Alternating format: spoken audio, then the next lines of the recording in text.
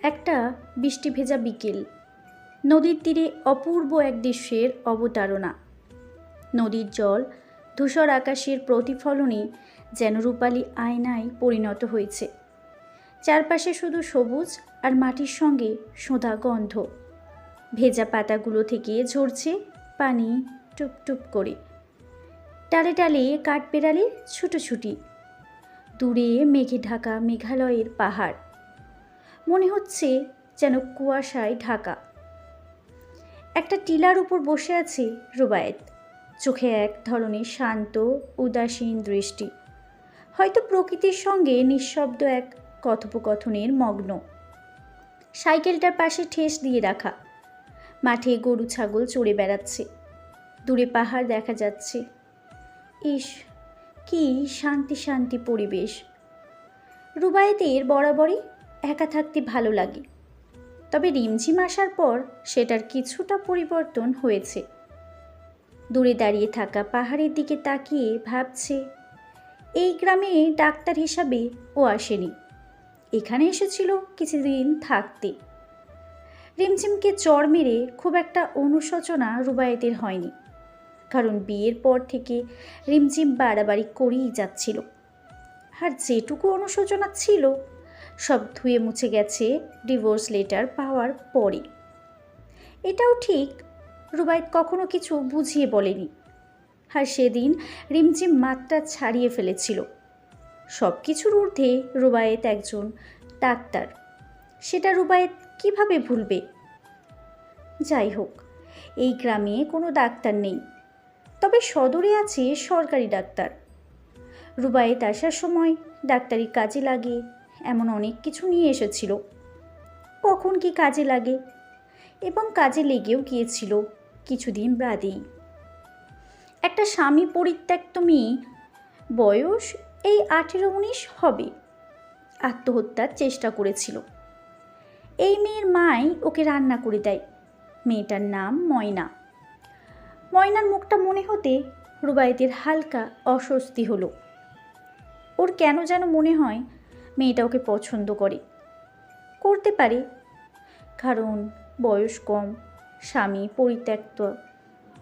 কিন্তু রুবায়েত কখনোই প্রশ্রয় দেয় না। দেবে কিভাবে? ওর মনের জমিনে রিমঝিম সারাক্ষণ টুপটুপ বৃষ্টি ঝরায়। মেয়েটা তার হাতের রগ কেটে ফেলেছিল, কারণ হয়তো বিবাহ বিচ্ছেদ পরবর্তী বিষণ্ণতা বা মানুষের কান কথা।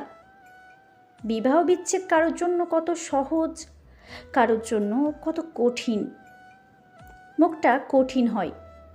হঠাৎ রিমঝিমের মুখটা মনে পড়ে যায়। আর রিমঝিম? সেদিন রুবায়েত খবর শুনেই প্রাথমিকভাবে ক্ষতস্থান পরিষ্কার করে রক্ত বন্ধ করার চেষ্টা করে। লোকাল অ্যানেস্থেশিয়া ছিল ওর কাছে, সেটা দিয়েই সেলাই করে দেয়। বাচ্চা মেয়ে তো অত গভীর করে কাটতে পারেনি। তবে এই ঘটনার পর গ্রামে নাম ছড়িয়ে পড়ে ওরও ভালো লাগে। ওর সেই সিলেটি বন্ধু বেশ কিছু টাকাও ডোনেট করেছে ওষুধপত্র আর অন্যান্য জিনিসের জন্য। আকাশের দিকে তাকালো রুবায়েত। কি অপূর্ব এই আকাশটা! দূর থেকে আজানের ধ্বনি ভেসে আসছে। রুবায়েত উঠে বসল। বাসায় যেতে হবে। রিমঝিম আছে বাসায়। চিন্তাটা একসাথেই সুখ আর রাগের একটা অনুভূতির সঙ্গে সাক্ষাৎ করিয়ে গেল রুবায়েতকে। আজানের জবাব দিতে দিতে চট করে প্রার্থনা করে ফেললে সব যেন ঠিক হয়ে যায়। নামাজ পড়ে কেবল বের হয়েছে, গিট্টু আর কচি দুজন প্রায় যেন উড়ে আসলো ওর সামনে। নয়াভাবেই অজ্ঞান হয়ে গেছে। ডাক্তার সাহেব, এরা পড়াশোনা করে, ভাষা শুদ্ধ অশুদ্ধ মিশিয়ে বলে উঠল কচি। গিট্টুর বয়সী, এর বাবা নৌকা চালায়। সাপ দেখছেন তো, এর লাগি। গিট্টু কাজ ঝাঁকিয়ে বলল। রুবায়েত তার কিছু শোনার প্রয়োজন বোধ করল না। নিজের ওপর রাগ হচ্ছে। কাল পাঠিয়ে দেবে ঢাকায়, যেইভাবেই পারে। এই প্রত্যন্ত অঞ্চল রিমঝিমের জন্য না। সেদিন বিকেলে খাওয়া শেষ করে রিমঝিম একটু গা এলিয়ে দিয়েছিল বিছানায়। ঘুম ভেঙে দেখে রুবায়েত নেই। গিট্টুর নানি বসেছিল ঘরের তাওয়ায়। মন খারাপ হয় রিমঝিমের। ও তো ঢাকা থেকে সব ঠিক করতে ছুটে এসেছে। তবে কি রুবায়েত চায় না সব ঠিক হোক? ওকে নিয়ে বেড়াতে গেলে কি হতো? ভাবতে ভাবতেই চোখে জল চলে আসলো। সেগুলো মুছে নামাজ পড়ে বাইরে গেল। এবাড়ির উঠানটা অনেক সুন্দর। ঘাট বাঁধানো পুকুর আর কত গাছ। হাঁটতে হাঁটতে পুকুর পাড়ে গেল। একটা কৃষ্ণচূড়া আর সোনালি ফুলের গাছ। পুকুর পাড় ফুলে ছেয়ে আছে, যেন লাল আর হলুদে সন্ধি। ও পুকুরের সিঁড়িতে বসলো, পা ডুবিয়ে দিল পানিতে। পরিষ্কার আর স্বচ্ছ পানি। পানিতে নিজের প্রতিবিম্বের দিকে তাকালো। পাশেই আরেকজনের মুখ আবিষ্কার করলো। ফিরে তাকালো। খুব সুন্দর একটা মেয়ে। আমার নাম ময়না। আপনি ডাক্তার সাহেবের বউ? হাতে একটা বাটি, তাতে আম মাখা। মুখটা অপ্রসন্ন। ময়নাও শুদ্ধ বলতে পারে। হ্যাঁ, এসো বসো। হাসি মুখে বললেও রিমঝিম মেয়েটাকে পর্যবেক্ষণ করছিল। সর্বনাশ, এ তো মহাসুন্দরী মেয়ে। এই মেয়ের হাতেই কি রুবায়েত সেলাই করেছিল? একটা নিঃশ্বাস ফেলল। মনের আয়নায় ভেসে উঠল ওকে কাউন্সেলিং যে করায় সেই ডাক্তারের মুখ।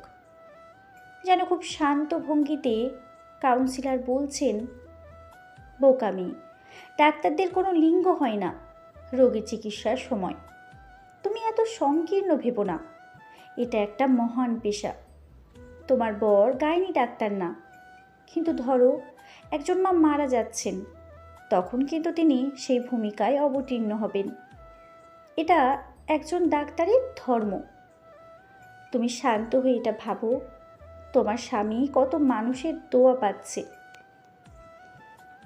মেয়েটি শব্দ করে ওর পাশে বসল। ময়নার দিকে আবারও দৃষ্টি দিল রিমঝিম। ময়নার দৃষ্টি পুকুরের জলে। পুকুরে লাল হলুদ ফুল পড়ে কি অপূর্ব লাগছে। ময়নার মন অসম্ভব খারাপ হয়েছে ডাক্তার সাহেবের বউ এসেছে শুনে। জলে রিমঝিমের প্রতিবিম্ব দেখে ভাবছে, খুব কি সুন্দরী এই মেয়েটা।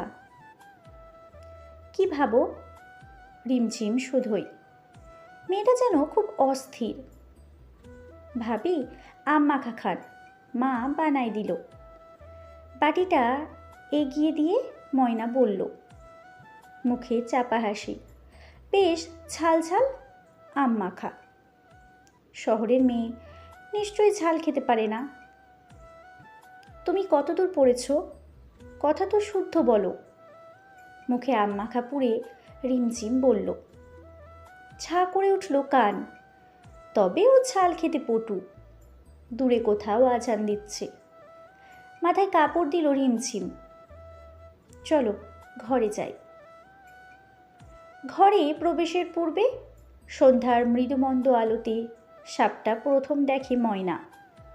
গায়ের মেয়ে, সাপ দেখে অভ্যস্ত, তবুও বিকট চিৎকার দিল সাফ সাফ করে। ঘরে এক পা দিয়েছে, রিমঝিম সাপটা দেখে বাটিটা ঠাস করে হাতের মায়া ত্যাগ করে মাটিতে পড়ে গেল। সাথে সাথে রিমঝিমেও। বাসায় এসে রুবায়েত দেখে রিমঝিম মোটামুটি সুস্থ, জ্ঞান ফিরেছে।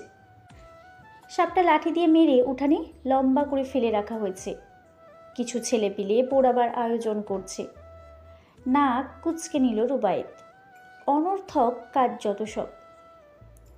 তুমি ঠিক আছো? রিমঝিমের দিকে তাকিয়ে প্রশ্ন করল রুবায়েত। কাল তোমাকে ঢাকা পাঠিয়ে দেব। কণ্ঠটা কঠিন। সেটা শুনে ময়নার মুখে যেন হাসি লক্ষ্য করল রিমঝিম। তবে কিছুই বলল না। মনে অভিমানের ঢেউ উঠল যেন। ঘরে বসেই উঠানে রুবায়েতের গলা শুনতে পেল রিমঝিম।